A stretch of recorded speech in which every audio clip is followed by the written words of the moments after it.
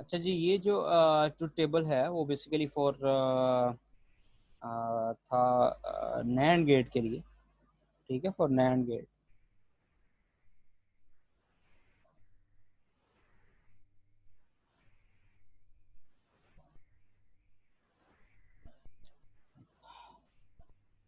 तो NAND gate gated कर लीजिएगा।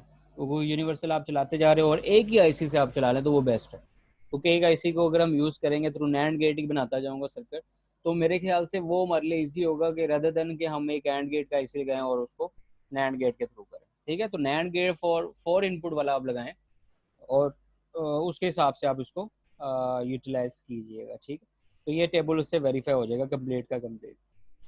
तो चलते हैं अपने नेक्स्ट। हाँ, टोगल प्रॉपर्टी हम डिस्कस कर रहे थे।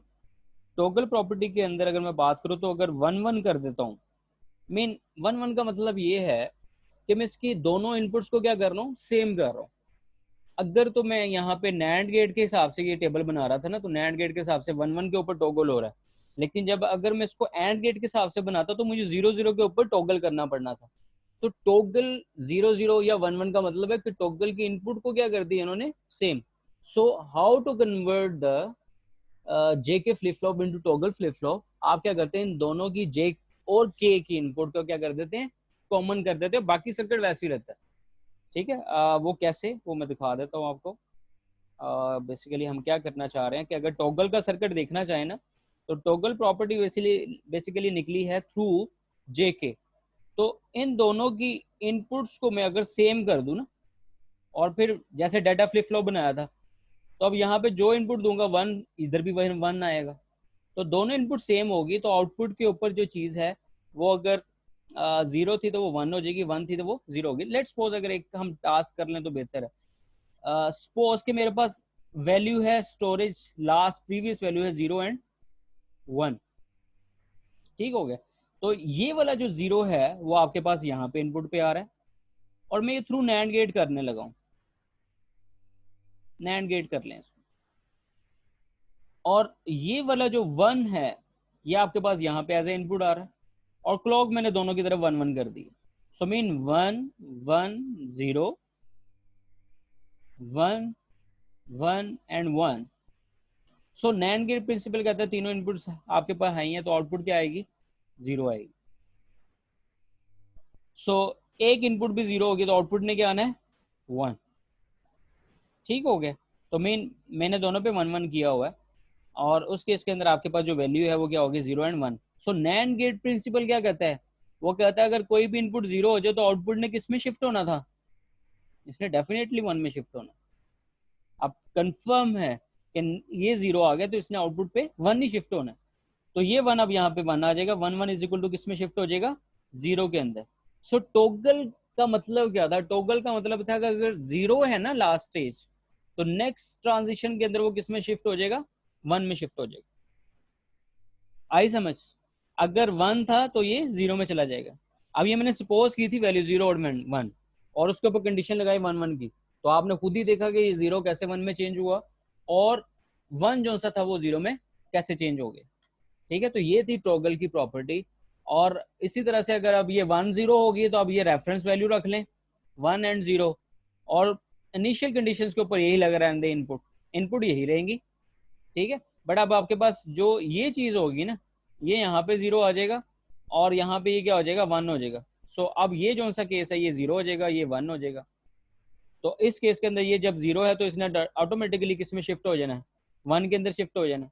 और इसने किस में शिफ्ट हो जाना है, डेफिनेटली जीरो के अंदर शिफ्ट हो जाना, वापस इस रिवर्ट पोजीशन के ऊपर आ जाएगा, और ये वापस वन की पोजीशन पे चला जाएगा। So this is the property of the JK flip flop जो बेसिकली उसने इंट्रोड्यूस करवाई। और वो वहां पे हमारे पास लास्ट स्टेज अगर वो सेट थी ना, तो वो नेक्स्ट स्टेज के ऊपर वो क्या हो जाएगी, रीसेट हो जाएगी। अगर वो लास्ट स्टेज पे रीसेट थी तो नेक्स्ट स्टेज के ऊपर वो क्या हो जाएगी, सेट हो जाएगी। सो ये था मेन उसके एप्लीकेशंस का पर्पस, कि अब वहां पे उसने एक तो रिमूव भी कर दिया, मसला हल भी कर दिया, और दूसरा उसकी रिप्लेसमेंट भी दे दी। तो इससे अच्छी और क्या बात हो सकती थी किसी भी कंप्यूटर सिस्टम के लिए, कि आपकी मेमोरी एलिमेंट्स की चारों प्रॉपर्टीज को, तीनों प्रॉपर्टीज को मेंटेन रखते हुए एक एडिशनल प्रॉपर्टी प्रोवाइड कर रहा है, जो बेसिकली हमारे पास बहुत से आगे हम एप्लीकेशंस पढ़ेंगे उसके अंदर टॉगल फ्लिप फ्लॉप यूज हो रहे हैं फॉर काउंटिंग के लिए, ठीक है, डिफरेंट अप डाउन काउंटर्स वगैरह आप पढ़ेंगे, उसके अंदर ये प्रॉपर्टी यूज हो रही है जेके फ्लिप फ्लॉप की। रजिस्टर्स के अंदर काफी प्रॉपर्टी यूज हो रही है, डी फ्लिप फ्लॉप यूज हो रहे हैं। सो ये जो इम्प्रूवमेंट थी ये हमारे लिए बड़ी हेल्पफुल है। सो अब ये आपके पास एक कंप्लीट पैकेज बन गया। मेमोरी एलिमेंट को ये है सिर्फ एक ही बिट स्टोर करने के लिए, अभी भी ये क्या कर रहा है, एक ही बिट को स्टोर कर रहा है, सिंगल डिवाइस, सिंगल बिट, ठीक है। लेकिन इसका फायदा क्या है, इसको बहुत ही इन्होंने प्रिसाइज वे के अंदर इसको बहुत ही इम्प्रूव फॉर्म में बनाया, जिसको हम जेके फ्लिप फ्लॉप कहते हैं। और ये एक यूनिवर्सल फ्लिप फ्लॉप है जिससे हम बाकी के सारे मेमोरी एलिमेंट्स बनाते हैं। जैसे नैंड एंड नॉर गेट थे ना, अपने कॉम्बिनेशन के बादशाह थे, इसी तरह से जेके फ्लिप फ्लॉप अपने सिक्वेंशियल सर्किट्स का बादशाह है। तो मीन इसके अंदर सारी की सारी प्रॉपर्टीज वो चीजें मेंटेन रहती हैं, रिटेन रहती हैं, जो बेसिकली एक कंप्यूटर सिस्टम को रिक्वायर्ड होती है, ठीक है। सेट भी चाहिए, रीसेट भी चाहिए, नो चेंज भी चाहिए, और टॉगल प्रॉपर्टी बेसिकली आपके किसी भी सिस्टम को अनेबल डिसेबल करने के लिए बहुत है, ठीक है, कि कहाँ पे कहीं पे नेगेटिव एज ट्रिगर है या पॉजिटिव एज ट्रिगर, तो ये प्रॉपर्टी यूज की जा सकती है। ठीक हो गया, समझ में आ रही बात। तो मीन ये ओवरऑल एक आपके पास कंप्लीट पैकेज आपके पास जेके फ्लिप फ्लॉप की फॉर्म में आपके सामने पेश कर दिया गया, ठीक है। और टॉगल फ्लिप फ्लॉप का सर्किट मैं आपको दिखा देता हूँ। मैंने बनाने की टेक्निक तो बता दी आपको कि ये इस तरह से है, लेकिन ओवरऑल किस तरह से आपको दिखने में रहेगा, ब्लॉक डायग्राम में भी देख लें आप। ये देखिए एस आर फ्लिप फ्लॉप को भी बनाया जा सकता है, ठीक है, और दोनों इसकी गेटेड इनपुट्स को अगर मैं सेम कर दूं तो वो भी टॉगल बन जाएगा। लेकिन जब हम इसको क्या करते हैं, डबल क्रॉस कपल करते हो, तो ये हमारे पास क्या बन जाएगा, जेके फ्लिप फ्लॉप बन जाएगा, ठीक हो गया। और इसी तरह से एक आईसी फॉर्म के अंदर जेके फ्लिप फ्लॉप के परस्पेक्टिव में वो एसआर के लिहाज से था, ये जेके फ्लिप फ्लॉप के लिहाज से क्या है, दोनों के इनपुट्स को सेम कर दो, सिंपल क्लॉक आपके पास एडिशनली आ रही है और क्यू एंड क्यू बार आ रहा है। और फिर ये वही चीज़ है जैसे हमने डिस्कस की है कि आपके पास ये फ्लिप फ्लॉप जो से है टॉगल फॉर्म में बन जाएगा, ठीक। तो how to convert the JK flip flop into toggle flip flop, तो आप क्या करेंगे, दोनों दोनों के इनपुट्स को सेम कर दो without addition of any NOT gate. जैसे कि हम डी फ्लिप फ्लॉप के अंदर नॉट गेट लगाया था एडिशनल और कॉमन कर दिया था, लेकिन यहाँ पे हम कॉमन नहीं कर रहे, नॉट गेट नहीं लगा रहे हैं, बट कॉमन जरूर कर रहे हैं, ठीक है। तो आपने इसको चीज को देखना है। देखिए एक चीज आपको मेमोरी एलिमेंट की समझ आ गई ना, तो आप उसका लैच हो, फ्लिप फ्लॉप हो, डी फ्लिप फ्लॉप हो, जेके फ्लिप फ्लॉप हो, what ever the flip flop है, आप उन सब की जो सी है वर्किंग प्रिंसिपल को समझ सकते हैं। जैसे एक आइडिया हमने देखा था, सिंपल एक स्टोरी से मैं दोबारा सुना देता हूँ, कि हमारे पास सबसे पहले एक मेमोरी एलिमेंट डिजाइन किया गया जिसको हम क्या कहते हैं, लैच। लैच का मतलब था hold until you change the input value. तो जब तक हम ये बना रहे थे तो तब तक तो ये ठीक था, काम कर रहा था, और उसके अंदर हमारे पास ये वाली वैल्यूज सस्टेन थी, no change, set, reset. But एक चीज का मसला आ रहा था, वो था रेस कंडीशन, इनवैलिड वैल्यूज, जब आपका सिस्टम हैंग हो जाता, मिसबिहेव करता। तो उसको रिजोल्व करने के लिए फिर साइंटिस्ट ने डी फ्लिप फ्लॉप बनाया। अब वो डी फ्लिप फ्लॉप की इनपुट सेक्शंस के ऊपर सिर्फ नॉट गेट लगाने से कभी भी इनपुट सेम नहीं होंगी, तो डेफिनेटली आउटपुट भी सेम नहीं होंगी, ठीक है। तो ये कंसेप्ट बड़ा कारगर हुआ और इससे हमने काफ़ी एप्लीकेशन डिज़ाइन करेंगे, रजिस्टर्स वगैरह, वो भी आपको नेक्स्ट टॉपिक लेक्चर्स के अंदर हम डील करेंगे। सो उसके बाद डी फ्लिप फ्लॉप के बाद करने का मसला ये आया कि डी फ्लिप फ्लॉप बना तो दिया, लेकिन बाकी की प्रॉपर्टीज गायब हो गई, सिर्फ सेट रीसेट आ रही। तो बाकी की जो दो पॉसिबिलिटीज है वो कहाँ गई। तो उसकी फ्लेक्सिबिलिटीज को इनहेंस करने के लिए और सारी प्रॉपर्टी को मेंटेन रखने के लिए उन्होंने क्या किया, इन्हीं सर्किट्स को क्या किया, रीअरेंज किया इस वे के अंदर कि डबल क्रॉस कपल्ड कर दी। एक तो सब सेक्शन क्रॉस कपल्ड है और एक ओवरऑल सेक्शन क्या है, क्रॉस कपल्ड है। तो मीन क्रॉस कपल्ड का मतलब ये होता है कि आपकी जो आउटपुट थी ना लास्ट टाइम, वो बड़ी इंपॉर्टेंट है फॉर नेक्स्ट इनपुट के लिए। आपका सिस्टम सबसे पहले देखता आपकी लास्ट स्टेज क्या थी, फिर मैं डिसीजन लूंगा मैंने अब क्या करना। अगर मुझे लास्ट स्टेज का नहीं पता है तो वो फिर सपोज करेगा हाँ जी आपकी ये लास्ट वैल्यूज है, या आप इनपुट करें, फिर ही मैं उसे रेफरेंस मानता हुआ काम करूंगा, ठीक है। वो भी आपके ही करने से होगी, इनपुट करने से। तो कंप्यूटर कभी भी जो है अपने तौर पे कोई भी चीज टास्क परफॉर्म नहीं कर रहा होता, आप उसको डायरेक्शन देते हैं, आप उसको वे देते हैं, आप उसको सिखाते हैं, ट्रेन करते हैं एज पर योर रिक्वायरमेंट, तो वो रिस्पॉन्स देता है। सो आपने उसको ट्रेन किया इतना कि वो वहां पे एज अ कंप्लीट पैकेज के तौर पे नजर आया जेके फ्लिप फ्लॉप के अंदर। यहाँ पे प्रॉपर्टीज भी सारी की सारी मिल गई हमें, no change set and reset भी मिल गया, रेस कंडीशन भी रिमूव होगी, प्लस जो चीज ऐड करवाई वो टॉगल और नेक्स्ट सर्किट्स की trigger, positive edge trigger, negative edge trigger के लिए बड़ा कारण था, और बहुत सारी एप्लीकेशंस के लिए हमने इसको यूज किया।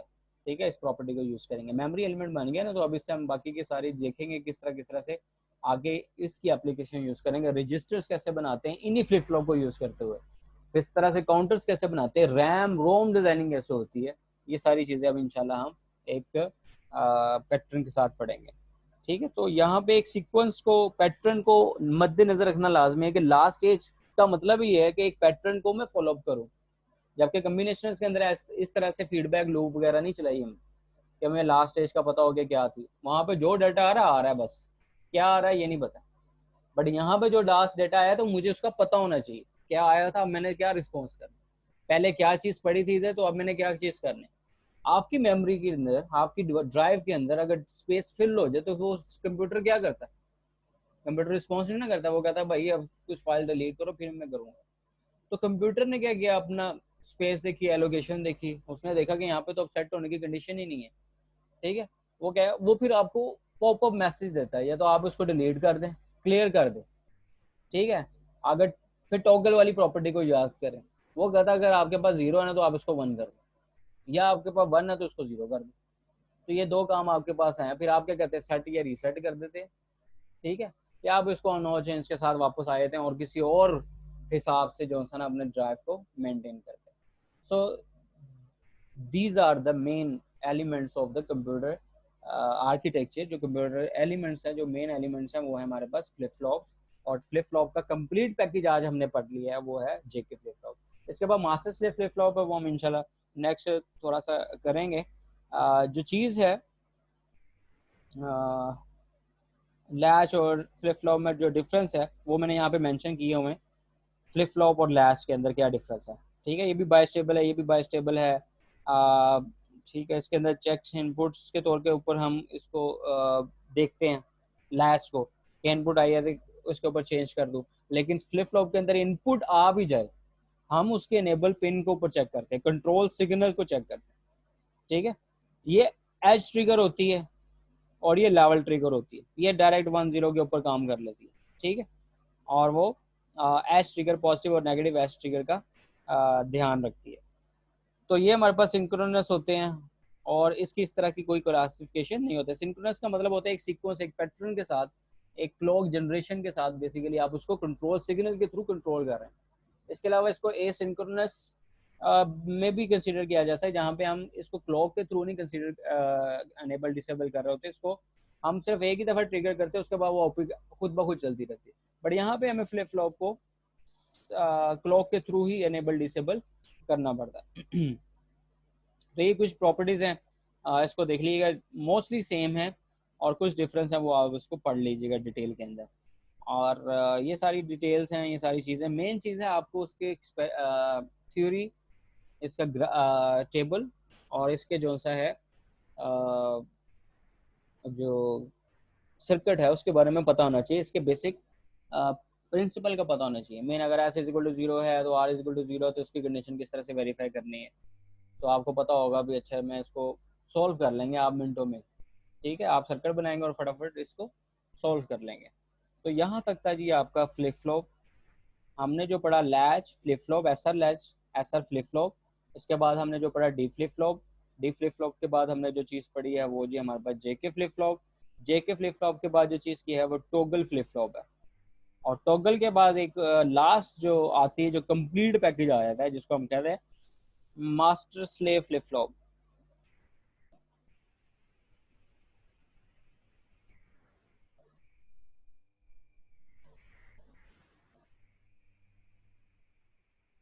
ठीक है, तो मास्टर स्लेव फ्लिप फ्लॉप बड़ा इंपॉर्टेंट था। मैं आज फिलहाल यहीं तक रखता हूँ, मास्टर स्लेव हम नेक्स्ट पढ़ेंगे। एक छोटा सा इसका जनरल डिस्क्रिप्शन मैं आपको बताना चाह रहा हूँ कि मास्टर स्लेव फ्लिप फ्लॉप क्या था। मास्टर के दो सेक्शंस होते हैं, एक होता है स्लेव, ठीक है, और एक होता है आपके पास कह लें कि मास्टर, ये आपके पास एक मास्टर यूनिट है और ये आपके पास एक स्लेव यूनिट है। ठीक है, होता क्या है इसके अंदर, इसको मैं मास्टर कह देता हूँ और इसको मैं स्लेव कह देता हूँ, और दोनों होते जेके, ये भी जेके, ये भी जेके। ठीक है, इसकी जो आउटपुट आ रही है वो इसकी इनपुट बन जाती है। ठीक है, और यहाँ पे जो क्लॉक होती है ना, क्लॉक वो यहाँ पे नॉट गेट के थ्रू लग जाती है। कंसेप्ट अगर ज़रा थोड़ा सा मैं क्लियर करना चाह रहा हूँ, अभी मैं डायरेक्ट आपको नहीं बता रहा कि है क्या चीज़। और ये क्लॉक बेसिकली यहाँ पे इस क्लॉक को इनेबल डिसेबल करती है, और ये क्लॉक मैं यहाँ पे देता हूँ। जे आपके पास ये है, के आपके पास ये है, और क्यू बार ये है, और ये जनरल कंसेप्ट है जी। ये इस तरह से ब्लॉक डायग्राम होगा, बाकी क्रॉस कपल किस तरह से वो भी हम देखते हैं। तो जेके फ्लिप फ्लॉप को हम क्या करते हैं, एक मास्टर यूनिट के साथ कर देते हैं और एक स्लेव यूनिट के साथ कर देते हैं। इसका मकसद ये होता है कि master, main master let's suppose आप है, ठीक है, मेन आप कंप्यूटर के ऑनर हैं, और कंप्यूटर को मैं टास्क असाइन करूंगा तो ही ये वर्क करेगा, मैं टास्क असाइन नहीं करूंगा तो ये वर्क नहीं करेगा। मैंने इसके अंदर भी इनेबल डिसेबल वाला काम है। अब होता क्या, मास्टर इंस्ट्रक्शन देता है, मास्टर कहता है जी हाँ जी ये इनपुट आ गई है, ये आ गई है, आप इस लिहाज से आप जॉनसन है अपनी आउटपुट, ये टास्क दे दिया उसने, उसने कहा जी अब आपने काम करना, मास्टर ने काम कर लिया जी, आउटपुट दे दी। फिर यहाँ पे 1 दिया था तो मास्टर एक्टिवेट हो गया था, जैसे ही मैं 0 देता हूँ तो मास्टर का काम हो गया खत्म। अब ये जो 0 है इसने इसको क्या कर दिया 1, और ये पॉजिटिव एज ट्रिगर ये एक्टिवेट हो जाएगा, और ये क्या हो जाएगा डीएक्टिवेट हो जाएगा। इस केस के अंदर अब स्लेव काम करेगा as per the instruction of the master, master ने जो इनपुट दी थी ना उसके ऊपर स्लेव काम करेगा। बात समझ आई? इन कंप्यूटर सिस्टम के अंदर मास्टर स्लेव यूनिट्स के, मास्टर स्लेव बिल्डिंग ब्लॉक्स हैं। ठीक है, अब उसके अंदर क्या होता है, जब मैं एक मेन हेड को इंस्ट्रक्शन प्रोवाइड कर देता हूँ तो मेन हेड जब तक अनेबल है वो काम कर रहा होगा, स्लेव क्या होगा डिसेबल होगा, और जब स्लेव काम कर रहा होगा तो मास्टर क्या होगा ऑटोमेटिकली, जारी बात है ये डिसेबल हो गया। ये ऐसे ही जैसे मैं आपको काम दे रहा हूँ, मैं अभी पढ़ा रहा हूँ, आप सारे खामोश हैं, अभी आप कुछ नहीं कर रहे। जब मैंने पढ़ा लेना है, मैंने कहना जी ये अब आउटपुट है, ये टास्क है जी आपका, ठीक है, अब इस टास्क को मद्देनजर रखते हुए अपने आप को काम करवाए। ठीक है, तो आप, अब मेरा काम हो गया खत्म, इस लेक्चर के बाद मेरा काम हो गया खत्म, अब आपका हो जाएगा काम शुरू कि मैंने अब इसको किस तरह से चलाना है, सीखना है, पढ़ना है, इसके ऊपर किस तरह से काम करना है। तो this is actually idea behind this master slave flip flop. होता किस तरह से है इसको हम सर्किट्स के थ्रू भी देखेंगे, इसका टेबल भी वेरीफाई कर देंगे। ये कंप्लीट पैकेज है जी फ्लिप फ्लॉप का, यहाँ तक कि हमने मास्टर स्लेव फ्लिप फ्लॉप तक ही करना है फ्लिप फ्लॉप को। फिर इसके बाद इंशाल्लाह हम रजिस्टर्स वगैरह डील करेंगे और